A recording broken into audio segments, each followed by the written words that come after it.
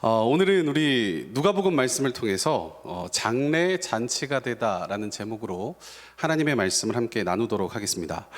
2년 전에 어린이 부서와 아메리카 지구를 동시에 맡게 되었을 때입니다. 임시였지만 작년 지구를 처음 맡을 때 이런저런 부담감이 참 많았습니다. 왜냐하면 제가 유심히 작년 지구 사역을 관찰해 보니까 사역의 반은 신방이었고 또 다른 사역의 반은 장례 예배였습니다. 일반적으로 제가 이전까지 사역했던 교회가 큰 교회가 아니었기 때문에 기껏해야 장례가 1년에 많으면 한 번 내지 2번 정도 났었거든요. 그래서 상대적으로 장례 사역에 대한 경험이 적다 보니까 이런저런 고민이 참 많았습니다. 그때 아시아 지구를 섬기셨던 이문수 목사님께서 저에게 이런 말씀을 해주셨습니다. 뭐라고 하셨냐면, 그래도 아시아보다는 적게 날 거야. 그러니 걱정 말라고 이렇게 말씀하셨습니다. 그 당시 그 말이 저에게 많은 위로가 되었습니다. 그래, 아시아보단 아메리카가 적게 날 거야. 나름 다짐하면서 작년 사역을 시작했는데 어라 웬걸 그해 아메리카 지구 장례가 약 30회 정도가 났었습니다. 아마 역대 아메리카 지구 사역하면서 가장 많이 난 것으로 제가 알고 있는데 정말 정신없이 전도사님하고 돌아다녔습니다. 나중에 전도사님이 전화가 와서 목사님 이러면 이건 장례다. 감동이 확 쓰나미처럼 몰려왔습니다. 아무튼 우리가 장례식을 가보면 분위기가 어떻습니까? 무겁습니다. 그리고 어둡습니다. 장례식 가서 기쁨과 즐거움을 찾아볼 수가 없습니다. 아쉬움과 그리움, 아픔과 슬픔이 그 장례식장을 지배합니다. 그런데 오늘 우리 주님께서요, 아픔과 슬픔만 있던 장례를 기쁨과 즐거움의 잔치로 변화시키십니다. 도저히 장례식에서는 꿈꿀 수 없는 일이 예수 그리스도를 통해서 일어나게 되는 것입니다. 오늘 말씀을 함께 우리가 살펴보면서 우리의 삶이 아무리 장례와 같은 삶이라 할지라도 잔치로 변화시키실 하나님의 은혜를 기대하는 저와 여러분이 되길 간절히 축원합니다. 그럼 오늘 본문의 주인공이 누구냐 보니까 본문의 주인공은요, 유대인이고 여성이며 사회적 계층은 약자인 과부였습니다. 치유의 대상은 누구였냐면 과부가 아니었고 죽은 아들이었으며 치유 사역의 시작과 발단은 예수님의 적극적인 개입으로부터 시작이 됩니다. 우리 본문 11절을 함께 한 목소리로 읽어보도록 하겠습니다. 시작. 그 후에 예수께서 나인이라는 성으로 가실새 제자와 많은 무리가 동행하더니. 아멘. 여기 보면 예수님께서 가실새라고 얘기하시죠. 예수님이 가시는 장면으로부터 오늘 본문의 이야기가 시작이 됩니다. 가버나움에서 나인으로 움직이시는데 예수님께서 누구의 이야기를 듣고 움직이시는 것이 아니라 주도적으로 예수님께서 움직이시는 것을 보여줍니다.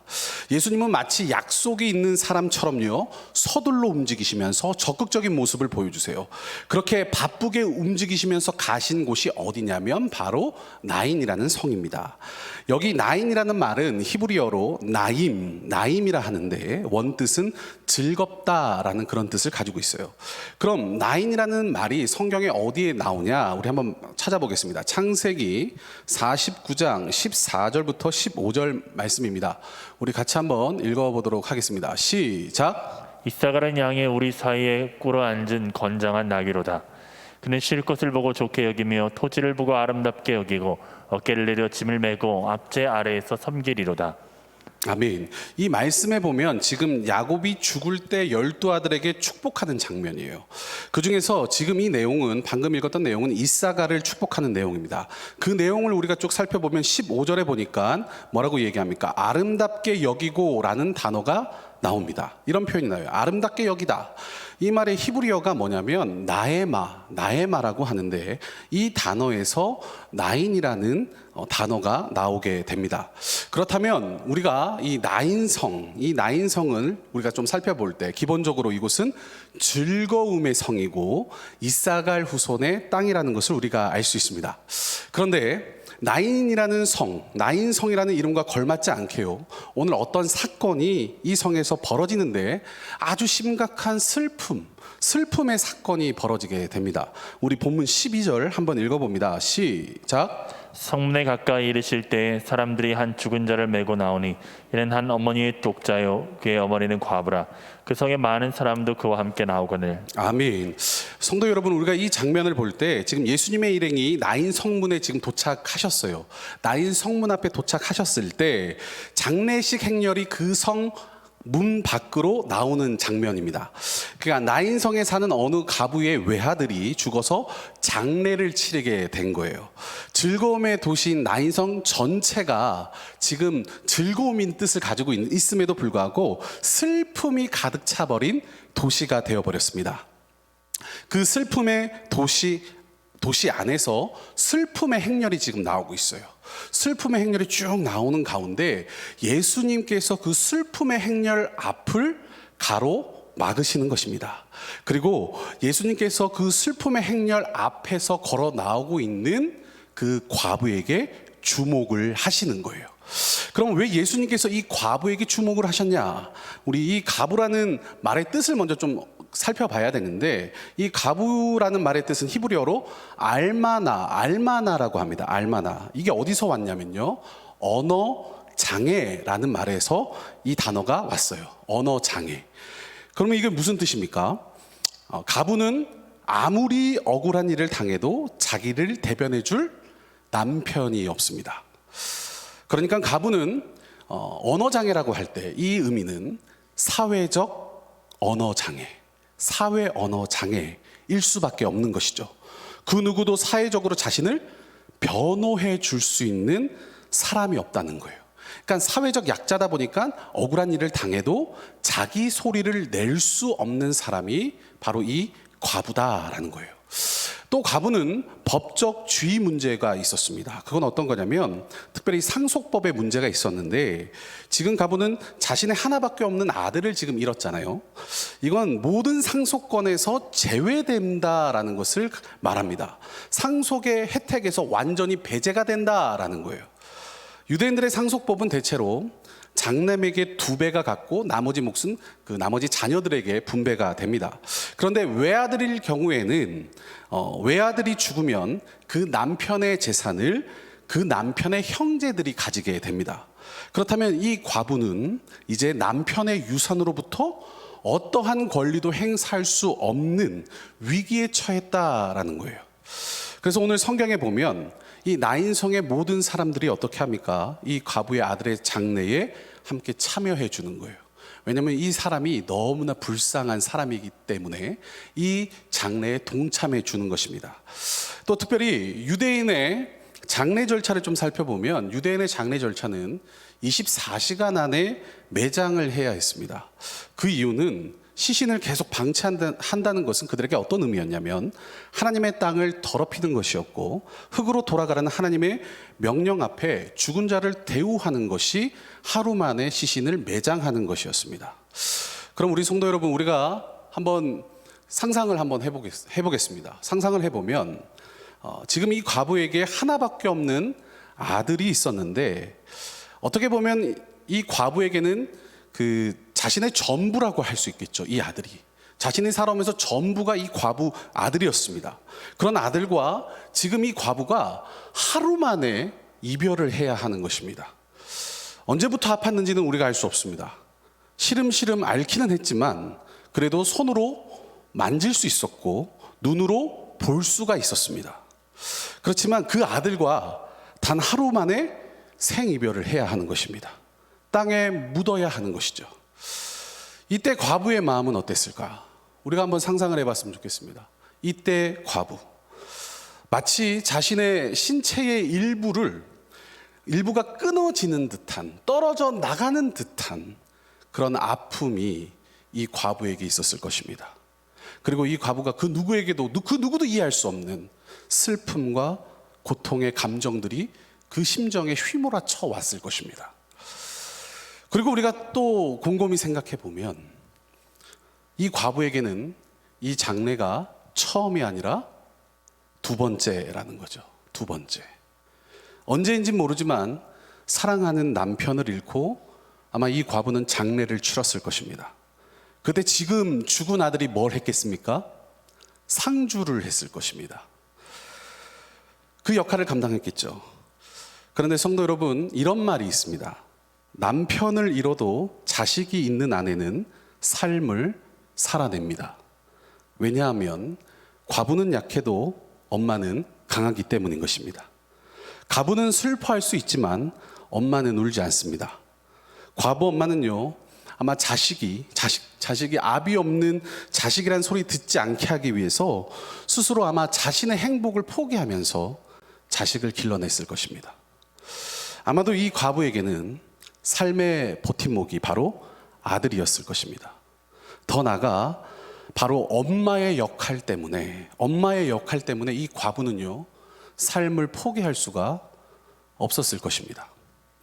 그런데 오늘 과부에게 유일한 삶의 버팀목이었던 엄마의 역할이 이제는 완전히 사라진 것이죠. 어쩌면 한 여자로서, 그리고 과부로서 그보다 더한 슬픔은 아들을 잃어버린 과부일 것입니다. 이런 상황 속에서 오늘 본문 11절에 예수님의 움직임이 좀 더 눈에 들어오는데, 우리 11절 말씀을 다시 한 번 더 읽어보도록 하겠습니다. 시작. 그 후에 예수께서 나인이라는 성으로 가실새 제자와 많은 무리가 동행하더니. 아멘. 여기 예수님께서 나인으로 가실새, 지금 가버나움에서 나인으로 이동을 하시는 장면인데, 이 거리가 40km가 됩니다. 40km. 40km라는 것은 꼬박 하루를 걸어야 되는 거리예요. 그렇다면 지금 예수님께서 온종일 걸어야 도착할 수 있는 이 나인성으로 이 여자를 만나기 위해서 예수님이 오셨다라는 거예요. 어떠한 이유와 목적도 없습니다. 이 여자를 만나기 위해 예수님이 하루를 꼬박 걸려서 부지런히 걸어야만 올 수 있는 이 거리를 이 여자를 만나기 위해 오셨다라는 겁니다. 이 여인의 무너진 삶, 그리고 슬픔과 고통 가운데 괴로워하고 있는 그녀의 삶 안으로 예수님이 찾아오기 위해서 들어오셨다는 거예요. 그리고 그 예수님께서 그녀의 삶 안으로 들어오셔서 그녀에게 두 가지를 말씀해 주시는데, 그것이 어떤 거냐면 우리 13절 말씀을 한번 읽어봅니다. 시작. 주께서 과부를 보시고 불쌍히 여기사 울지 말라 하시고. 아멘. 여기 보니까 성경은요, 예수님의 행동에 집중을 하고 있는데, 예수님이 뭘 하십니까? 과부를 보시고 라고 얘기해요. 과부를 보시고. 예수님이 과부를 보셨다라고 맨 처음에 얘기합니다. 이것은 아무 관심이 없이 그냥 보거나 훑어봤다라는 걸 얘기하는 게 아니라, 이것은 아주 주의 깊게, 세밀하게, 섬세하게 예수님께서 그 여자를, 그 여인을 살펴보셨다라는 거예요. 단순히 겉모습만 봤다라는 게 아니라 지금까지 그녀가 살아왔던 모든 삶의 흔적들을 예수님께서 보셨다라는 겁니다. 이것은요, 이 여인이 먼저 요구했던 게 아니죠. 그녀가 예수님 나를 만나 주십시오 라고 요청했던 게 아닙니다. 그리고 이 여인의 삶을 보니까 너무 기구한 거예요. 남편도 잃어버리고 자녀도 잃어버리고 이제는 바깥에 나가서 그냥 완전 살아야 되는 그런 상황에, 쫓겨야 되는 그런 상황에 놓여 있는 그녀예요. 그녀를 가족들이나 친척들이 불쌍히 여겨서 이 과부의 삶보다 비참한 삶은 없습니다. 예수님 제발 이 사람 좀 만나 주십시오. 예수님 정말 만나 주셔야 됩니다. 다른 사람은 몰라도 이 사람을 꼭 만나 주셔야 합니다. 이것보다 비참한 삶을 사는 사람은 없거든요. 이렇게 요청한 것도 아니었습니다. 예수님은요, 그 누구의 요청이나 그 누구의 이야기를 들어서 그녀를 만나러 간 게 아니라 스스로 예수님이 그녀를 찾아오셨어요. 스스로 그녀를 찾아오셔서 아주 주의 깊게 그녀를 바라보시는 거죠. 그녀의 기구한 삶, 굴곡진 그 삶, 고통, 그 누구에게도 말할 수 없는 걸 예수님이 그냥 쳐다보시는 거예요. 그러면서 한마디를 하시죠. 뭐라고 얘기하십니까? 울지 말라. 예수님이 그녀를 보면서 한마디, 울지 말라고 얘기하십니다. 우리가 지금 예수님이 말씀하신 이 울지 말라는 이 말을 좀 더 우리가 잘 와닿기 위해서는요, 그 당시 장례식 내용을 좀 살펴봐야 합니다. 그 당시 장례식의 내용 중에 하나가 뭐였냐면요, 피리 부는 사람과 애곡하는 사람을 반드시 고용해야만 했습니다. 그러니까 어느 장례식을 가든 피리 부는 사람이 있었고 곡하는 사람이 있었다는 거죠. 특별히 유대인의 장례식에는 반드시 필수적으로 고용을 해야만 했습니다. 그래서 마태복음 9장 23절 한번 읽어보도록 합니다. 시작. 예수께서 그 관리의 집에 가사 피리 부는 자들과 떠드는 무리를 보시고. 여기 보니까 장례식에는 반드시 애곡하는 사람이 있었어요. 애곡하는 사람. 그러니까 지금 유가족들이 극도의 슬픔으로 울 수조차 없을 때, 감정은 무너지고 마음은 무너지지만 도저히 그들 스스로가 울 수 없는 상태에 놓인 그들을 대신해서 울어주는 사람이 그 당시 있었다라는 겁니다. 그런데 오늘 주님 뭐라고 얘기하십니까? 사랑하는 외아들을 잃었습니다. 우는 것이 당연한 거예요. 그런데 그 여자에게 뭐라고 얘기합니까? 울지 말라. 지금 울어도 되는 상황이고 울어야 하는 상황인데 그녀에게 하시는 말씀이 울지 마라고 얘기하세요. 어쩌면 이제까지 살아왔던 그녀의 삶보다 앞으로 놓여져 있는 그 삶이 더 힘들고 어려운 상황이거든요. 울어도 괜찮아요. 운다고 해서 너 왜 없냐, 뭐 믿음 없냐 이런 얘기할 그런 것도 아니에요. 우는 게 당연한 거예요. 장례식 가면 다 울잖아요. 당연히 다 우는데 예수님은 그녀에게 울지 말라? 왜 예수님은 그녀에게 울지 말라고 하셨을까? 우는 게 당연한 건데. 마치 장례식장 가서 우는 게 당연한 거잖아요. 그 근거가 어디에 있냐면 바로 울지 말라는 말씀 앞에 예수님이 뭐라고 얘기하십니까? 예수님이 먼저 불쌍히 여기신다라고 얘기합니다. 예수님이 불쌍히 여기신다. 여기서 이 불쌍히 여긴다라는 이 단어가 헬라어로 그 뜻이 뭐냐면 창자가 뒤틀리는 고통이라는 그런 의미가 있어요. 그러니까 지금 예수님의 마음 안에는 지금 어떤 마음인 거예요? 울지 말라고 하기 전에 불쌍히 여기셨거든요. 창자가 뒤틀리는 고통을 지금 예수님이 느끼고 계신 거죠. 이 고통은 누구의 고통입니까? 지금 이 외아들, 하나밖에 없는 아들을 잃어버린 그 과부의 고통인 것이죠. 과부의 마음이고 과부의 그 슬픔인데 예수님께서는 그것을 지금 함께 느끼고 계신 것이죠. 다른 말로 얘기하면 지금 수많은 사람들이 거기에 같이 울어주고 있었을 것입니다. 돈 주고 고용한 사람들도 있을 것입니다. 애곡하는 사람들이 있을 거예요. 그런데 그들의 값싼 눈물이 아니라 정말 그 수많은 사람들 중에서 유일하게 그 여자의 마음의 심정에 공감을 하고 있는 사람은 누굽니까? 예수님 한 분인 것이죠. 그분이 그녀의 마음을 이해한다는 거예요. 안다라고 얘기하는 것입니다. 그 누구보다도 그녀의 과부의 슬픔에 예수님이 동참해 주시는 거예요. 이런 예수님의 모습 속에서 히브리서 5장 7절 말씀이 떠오릅니다. 우리 같이 한번 읽어보겠습니다. 시작. 그는 육체에 계실 때 자기를 죽음에서 능히 구원하실 이에게 심한 통곡과 눈물로 간구와 소원을 올렸고 그의 경건하심으로 말미암아 들으심을 얻었느니라. 아멘. 이 말씀 계속 띄워주시고요. 이 말씀 계속 띄워주시고 여기 보니까 예수님이 육체로 계실 때에 자기를 죽음에서 능히 구원하실 이인 성부 하나님, 그 하나님께 어떻게 했습니까? 심한 통곡과 눈물로 간구를 올려드렸다고 합니다. 누구를 위해서 지금 예수님이 심한 통곡과 눈물로 간구를 하시는 것입니까? 이 땅을 살아가고 있는 우리 인생들을 위함인 줄 믿으시길 바랍니다. 우리를 위해서 예수님이 심한 통곡과 눈물을 흘리며 간구하셨다는 거예요. 바로 그때 하나님이 어떻게 하세요? 예수님의 경건하심으로 말미암아 들으셨다고 얘기합니다. 응답하셨다라고 성경은 우리에게 얘기합니다. 그렇다면 지금 우리가 이 말씀, 아까 전에 그 말씀에 보면 지금 이 과부를 지금 예수님이 긍휼히 여기시는 거거든요. 그녀의 기구한 삶, 굴곡진 삶, 그 누구도 함께 하지만 외롭죠. 더 이상 가족이 없거든요. 군중 속에 있지만 외롭죠. 그녀를 유일하게 지금 예수님께서 긍휼히 여기심으로 말미암아 스스로 하나님을 찾을 수가 없어요. 스스로 하나님 앞에 나아갈 수 없어요. 스스로 하나님 앞에 부르짖을 수 없는 그녀를 대신해서 하나님 앞에 예수님이 뭐 하셨다는 겁니까? 간구와 소원을 올려드렸다는 겁니다.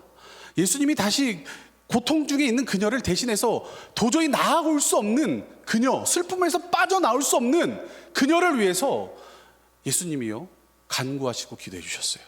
그러자 하나님이 어떻게 하십니까? 예수님의 그 기도를 들으신 것입니다. 그래서 자기 힘으로 빠져나올 수 없는 이 과부, 주님이 그냥 두시지 않고 그 슬픔 속에서 뭐 하시는 겁니까? 울지 말라는 것은 끄집어 내시는 겁니다. 믿으십니까? 자기 힘으로 나올 수 없는 그녀를 끄집어 내오시는 겁니다. 그리고 주님이 말씀하시는 거예요. 이제 됐다. 이제 울지 말라는 것이죠. 사랑하는 성도 여러분, 복음서를 읽다 보면요, 예수님께서 치유해 준 사람들의 특징이 있습니다. 고침받는 사람들의 특징인 것이죠. 그것은 뭐냐면 그들의 믿음이 드러납니다. 고침의 현장에서 그들의 믿음이 드러나게 되죠. 예수님께서 백부장, 그리고 혈류증 여인, 그리고 야이로의 딸을 고치실 때 보면은 그들의 믿음이 드러나고 그 믿음을 하는 예수님께서 어떻게 하십니까? 칭찬해 주십니다. 그리고 그들의 믿음의 유무에 따라서 기적이 일어나는 것을 보게 됩니다. 그런데 오늘 본문은요, 그것과 좀 달라요. 어떻게 다르냐면 오늘 본문의 치유 사건, 이 기적은 그 대상들의 믿음의 유무에 대해서는 절대 말하지 않습니다. 그들이 믿음이 있었다 없었다 그걸 논하지 않습니다. 오직 이 외동 아들이 죽었고 살아나는 것은 그 아들의 믿음의 유무나 이 과부의 믿음의 유무가 아니라 바로 예수님이 불쌍히 여기심이 이 기적의 원인이 됩니다. 이것이 복음인 줄 믿으시길 바랍니다.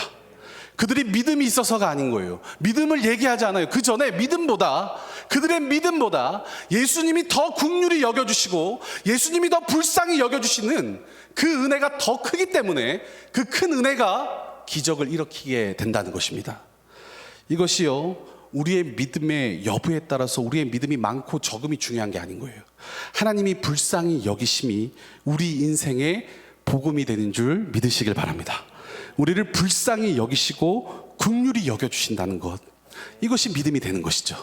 그래서 로마서 3장에 보면 사도 바울이 이런 말을 했어요. 어떤 말을 했냐면 인간은 전적으로 타락했다. 의인도 없고 깨닫는 자도 없고 하나님을 찾는 자도 없고 다 치우쳐서 한 가지로 무익하고 선을 행하는 자가 하나도 없다라고 얘기합니다. 성도 여러분, 성경은 우리에게 얘기하기를 우리는 전적으로 타락한 존재라고 얘기합니다. 그래서 우리 스스로요, 의를 추구할 수도 없고요, 하나님을 찾을 수도 없는 처참하게 망한 존재가 우리라고 얘기합니다. 그래서 하나님의 은혜가 절대적으로 필요합니다. 오직 하나님의 은혜만이요, 우리 속에 하나님을 향한 열망과 갈망을 불러일으킬 뿐만 아니라 우리 속에 계신 성령 하나님께서 선을 행하고자 할 때 우리의 약한 의지를 도와주십니다. 그래서 우리의 구원도 마찬가지인 거예요. 뭐냐면 100% 하나님의 은혜 안에서 우리는 구원받고 거듭날 수가 있습니다.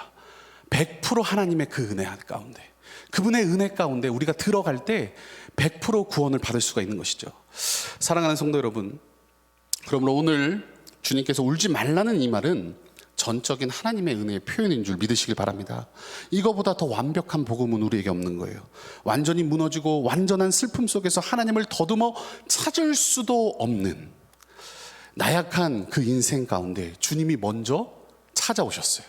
찾아오셔서 긍휼을 베풀어 주셨습니다. 우리의 인생도 마찬가지입니다. 아무리 우리가 그리스도인이라 할지라도 말할 수 없는 어려운 상황 가운데 닥치면 어떻습니까? 고난의 그 터널이요, 너무 길면, 끝이 보이지 않으면 그때 여러분 어떻습니까? 기도가 안 될 때가 참 많지 않습니까? 손 하나 까딱하기 귀찮고 힘들고 완벽한 무기력 가운데 빠질 때가 분명히 있을 것입니다.